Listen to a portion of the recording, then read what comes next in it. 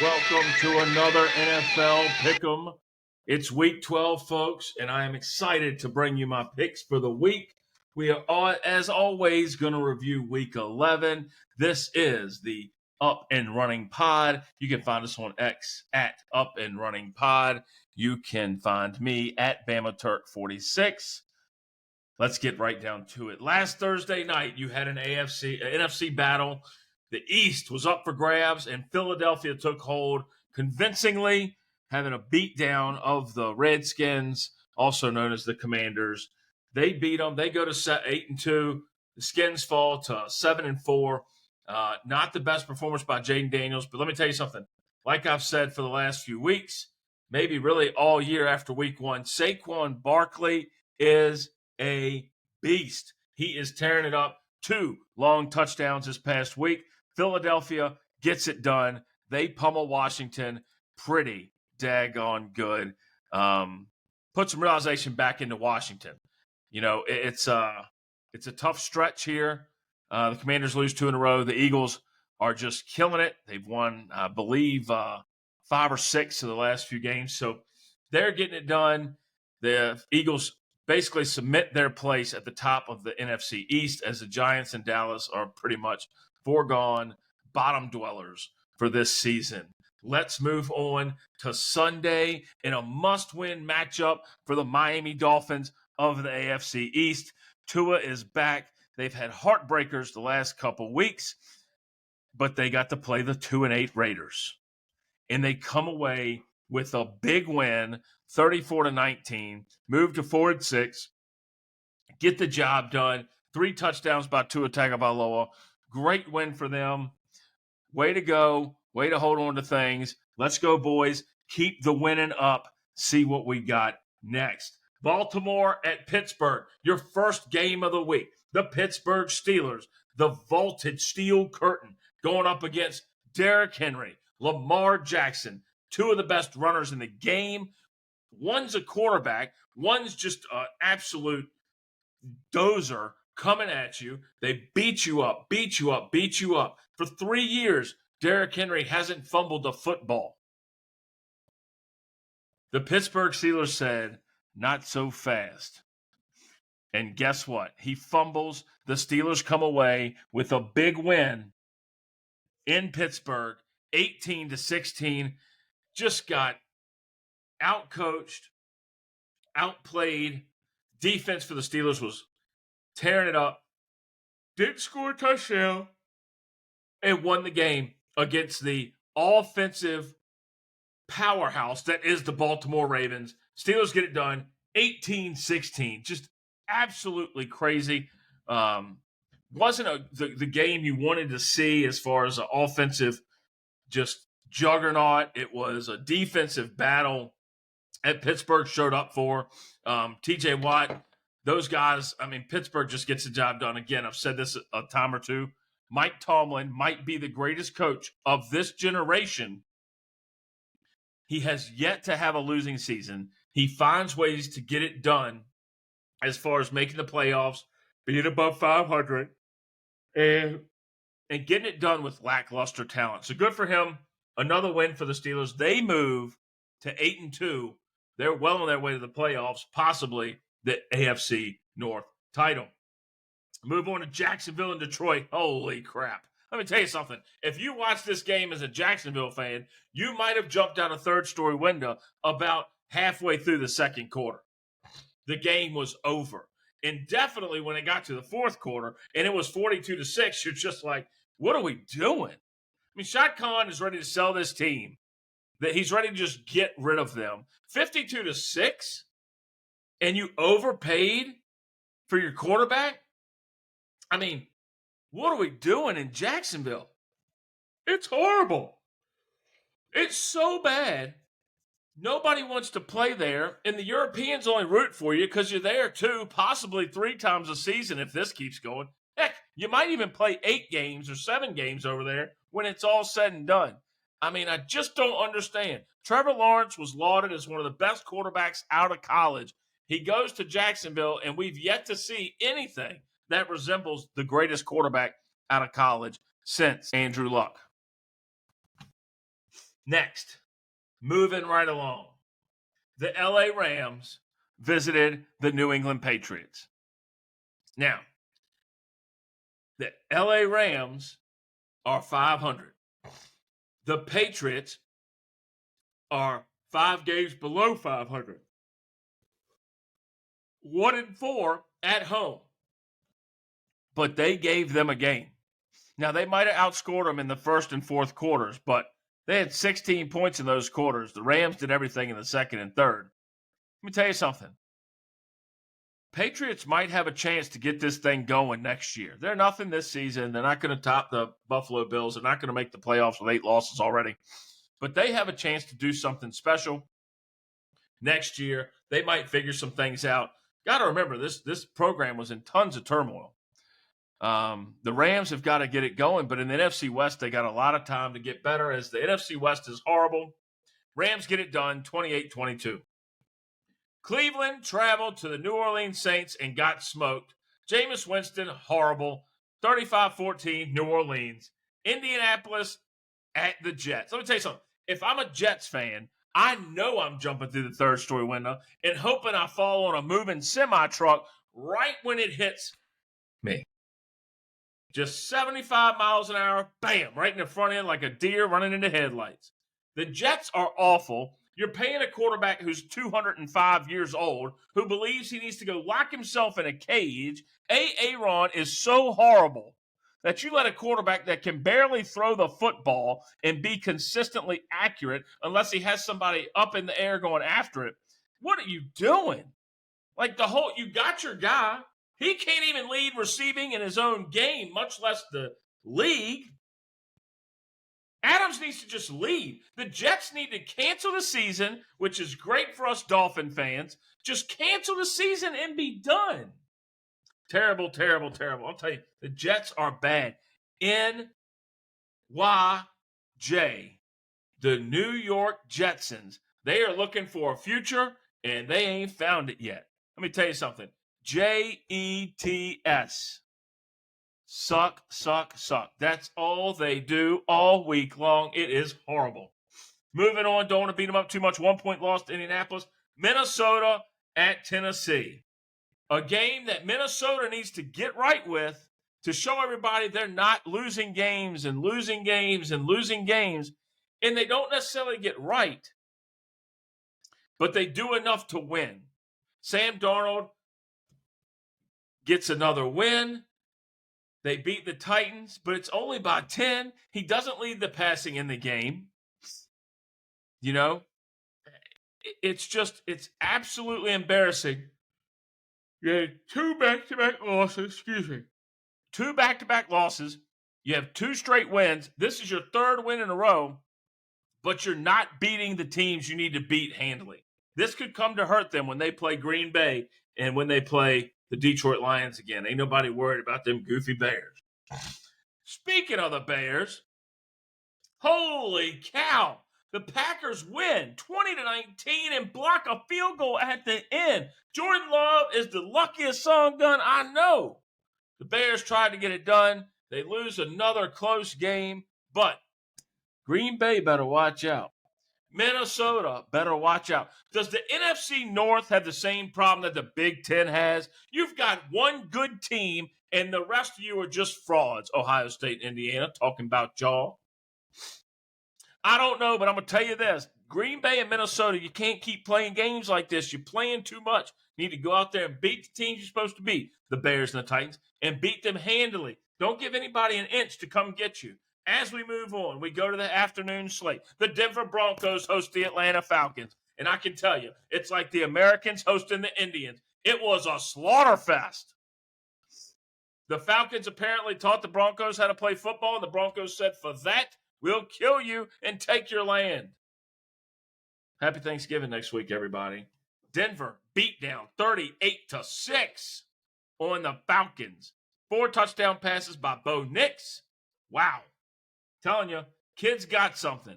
Don't think he's going to be the be-all, end-all, but kid's got something doing his thing in Denver. They moved to 6-5 on the season, vying for a wild card spot as they face the Kansas City Chiefs in their own division. Next, Another heartbreaker, a big heartbreaker for one Mason Hare. The Seattle Seahawks go into San Francisco. They go into Levi Stadium and hand the 49ers their fifth loss of the season. This game should have been an offensive juggernaut. And instead, it was mildly boring. Couple points here, couple points there. 20-17, the Seahawks get the job done. Christian McCaffrey, 19 carries for 79 yards. Pretty daggone impressive. Brock Purdy might need to find another job. The second game of the week, the game of the season, the game that makes all Dolphins fans happy, the game that was a double-edged sword for anybody in the AFC East, especially Dolphins fans. The Bills of Buffalo hosted the Chiefs of Kansas City, and Kansas City came in sporting a 9-0 record. They left sporting a 9-1 record. The Bills get the job done, 30-21. Kansas City didn't bring the refs this week. They didn't bring help. They got beat the old-fashioned way. Josh Allen and his team handed them their first loss, and I, for one, can't be more excited than I am, because there's not one team that I can't stand since they won their second Super Bowl than the Kansas City Chiefs. It has nothing to do with T. Swift. It has nothing to do with the Eras Tour. It has everything to do with the cockiness that comes out of Kansas City. Happy for Andy Reid, but Patrick Mahomes, you ain't done nothing yet, folks. Ain't done nothing yet. You got 3 Super Bowls, and that's great. And that's something. But guess what? That house of cards y'all built can all come tumbling down. The referees will stop giving you calls at some point in the near future. Josh Allen, way to go. Don't like you because you play for the Bills, but way to go. Good job. Bills over the Chiefs, 30-21. Then we move to your favorite Sunday Night Football. It's great.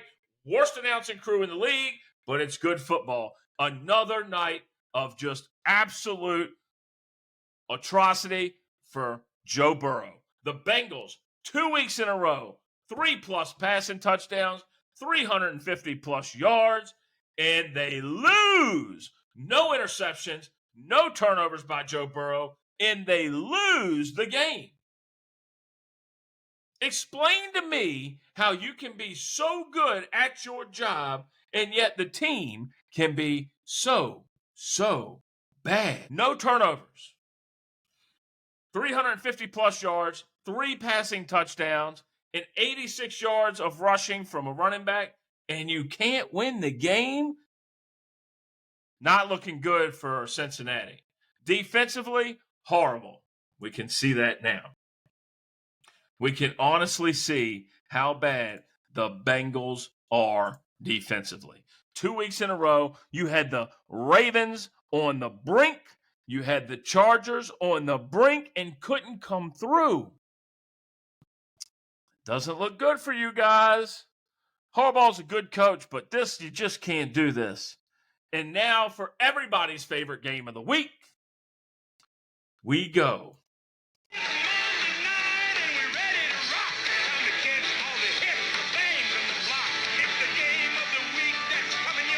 Y'all hear that? That's Hank Williams Jr. singing Monday Night Football. He's a country music artist, if you weren't sure. If you didn't know, his Monday night intros were the best. If you didn't know that back in the 90s, he was the greatest pre-show music talent on TV. I wish we could get him back. You know who else wishes they could get that back? The Cowboys, the greatest team of the 90s. They got 3 Super Bowls. They had Troy Aikman. They had Emmitt Smith. They had Michael Irvin. They had it all. They had the coaches. They had an owner willing to spend money. And now in 2024, he spent his money on a quarterback who can't play. He's got Cooper Rush, who's had a great game Monday night, but they still lose. And not just a loss. They are 0-5 at home, and the Texans put 34 on them, and they scored 10 points. Joe Mixon had 3 touchdowns and 109 yards. Listen, if I'm Jerry Jones, and this is really sad, and this is not a political show, but you are Joe Biden of the NFL right now. You need somebody to come in there and say, hey, Big Daddy, we love what you've done. You did a great job. Stephen Jones needs to step up and say, look, you're out of here. Or keep the title, but somebody else has got to pull the strings because the Cowboys are nowhere near America's team. I don't even think they're Dallas's team anymore.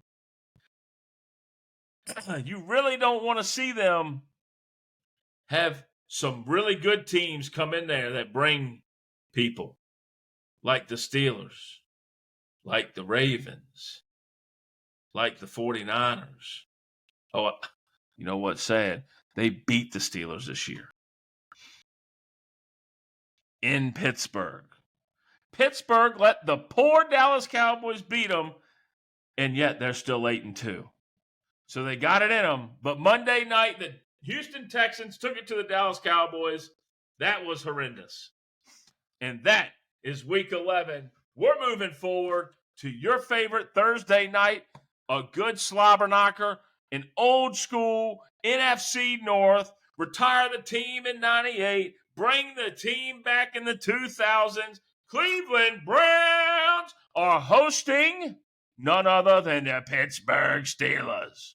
It comes on at 8:15 tonight. They're in Cleveland. It's going to snow. Pittsburgh's a 3.5-point favorite.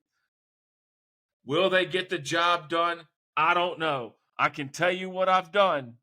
Got a little crazy. I took the Browns. The lowest amount of points I can give them, but I took the Browns. When everybody goes left, I try to go right, and we're going to try it tonight. No, it ain't that bad if I lose, but it still will be a loss. But we got to take the Browns. Give them a chance. Jameis Winston is a bouncy little son of a gun. He has a good game, then he bounces to a bad game. Well, let's hope for everybody's sake in this little area, he has a good game tonight. We're taking Cleveland over Pittsburgh by 3 points. Count them.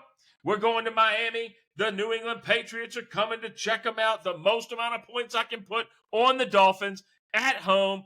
Patriots in the sun. They're going to get the job done. Tua Tagovailoa is going to hook up with Jalen Waddle and Tyreek Hill to score multiple touchdowns in this game. The Dolphins win by 2 scores against the New England Patriots. The Chicago Bears are facing the Minnesota Vikings. Minnesota better show up. This ain't Tennessee. At least the Bears can try and score. They have a quarterback who can get the job done. Let's see what happens. Of course, I took Minnesota, but took them for low points. Don't want to give too much away there in case the Bears show up. You know that's their MO. Show up when they're not supposed to do. As Mike says, don't ever bet against a division rival at home. So we're not, kind of. But we are taking the Vikings this week over the Bears, hopefully by a touchdown or more. And then on Fox at 1 o'clock, you got the Detroit Lions going to the Indianapolis Colts. Anthony Richardson got a win last week against the hapless Jets. This week, he gets pounded into the ground by the Lions offense. The Lions win this game 48-17. Moving on, you got the not game of the week. The New York Giants are hosting the pitiful Tampa Bay Buccaneers. Tommy DeVito is going to be the starting quarterback. Baker Mayfield is going to be leading the Bucs. Guess what? Neither one of them are any good.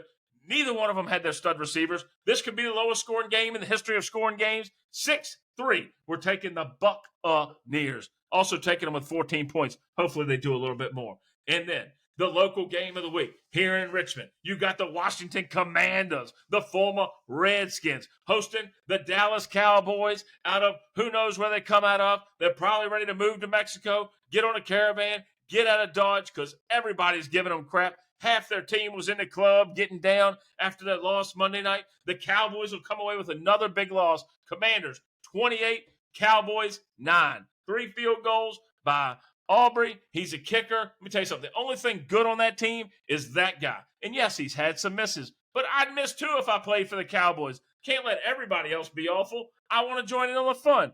Commanders, 28-9. Kansas City's got this one in the bag so bad, they don't even need to play the game. Heck, they don't even need to show up. I'm a Bryce Young fan. He played at the great school of the University of Alabama. Roll Tide. But the Chiefs come in there. Defensively, Panthers don't score anything. Offensively, they're not going to the Chiefs are going to blow them up. So we're looking at something like 45-3, 48-6, somewhere in that range.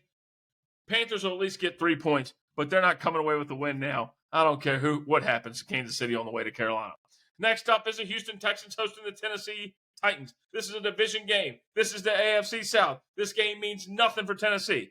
Everything for Houston. Houston can have this division locked up here for long, but the Tennessee comes in and gives them a good fight. If Stroud doesn't show up, the Titans can get the job done. They showed that last week against Minnesota. But as we all know, let's not be stupid. We're going to take Houston for higher points. We're going to take them with 11 this week. Houston's going to get the job done, probably by a touchdown. We're going to go 21-14. Now, we got an AFC West clash. The Denver Broncos at 6-5 are going to the Las Vegas Raiders at 2-8. And guess what? Nothing's going to change. Bo Nix is going to have a game. He's going to have 3 touchdowns. He's going to have 1 interception. He's going to have 375 yards. And the Broncos are going to defeat the Raiders by a score of 35-3.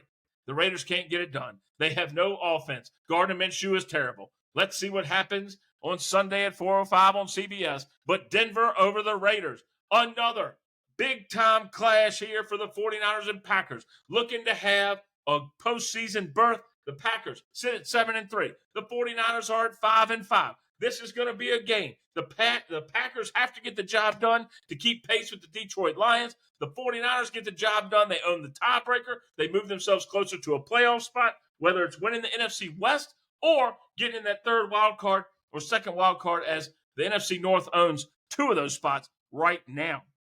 You definitely need to win if you're the 49ers. As a fan of my son, Mason Hare, who's a fan of the 49ers, obviously picking the Niners this week, giving them 9 points, thinking they're going to bounce back. No big deal. Let's go 49ers. Then we move on to another NFC West clash. You got Arizona at 6-4 versus the Seattle Seahawks at 5-5. The Seahawks got to take them at home. They got the 12th man. Sometimes it's the 13th, 14th, 15th man there. They are loud and they are proud. The weather's getting cooler. Kyler Murray doesn't do well in that. Might be a little bit of rain out there this week. Seattle over Arizona in a close one, 16-13. Philadelphia is traveling all the way out west to go to Los Angeles, all the way to the Heat. The Eagles are going to get the job done. The Rams, Matt Stafford, don't get me wrong. Matt Stafford's a great quarterback. Cooper Kupp is a great receiver. But you don't have the talent to hang with them offensively. Defensively, the Eagles have tightened up the last couple of weeks. Give me the Eagles by 2 scores in a high-scoring game. We're going to go 42-28, 70 points. And then for the end of the week, you know you finished up with Sunday Night Football. The Eagles have just beat the Rams. You've got one sleep until the Baltimore Ravens go all the way out to visit the Los Angeles Chargers. And let me tell you something. If you think Herbert's the answer, you ain't seen Lamar Jackson. Derrick Henry's coming in with 1,185 yards rushing and 13 touchdowns. He gets 2 more touchdowns this week against the Chargers. Lamar Jackson runs for a third. He gets 2 passing touchdowns, 3 total. They're going to blow this game out the water. We're looking at something like a 56-35. The Chargers are going to figure out how to score. If you score them early, they can't run the ball all game. They got to score points. So you're going to see Herbert throw the ball. It's going to be a great contest. Lots of points being scored because both defenses are horrible. We'll see what happens, but I got the Chargers losing big time to the Ravens on Monday Night Football. Now, what a great week of games. You got a few games there that are just absolutely amazing. Make sure you catch them this week. Y'all have a good one. Know that it's going to be a great week no matter what happens. The Dolphins lose, it turns into a terrible week. And let's keep up with Detroit and Kansas City, who lead their way in the AFC and the NFC. Detroit going to the Super Bowl, Baltimore going to the Super Bowl. Even after the loss to Pittsburgh, that hasn't changed. Let's see it. Y'all have a good night. I'm out at Bama Turk 46. Peace.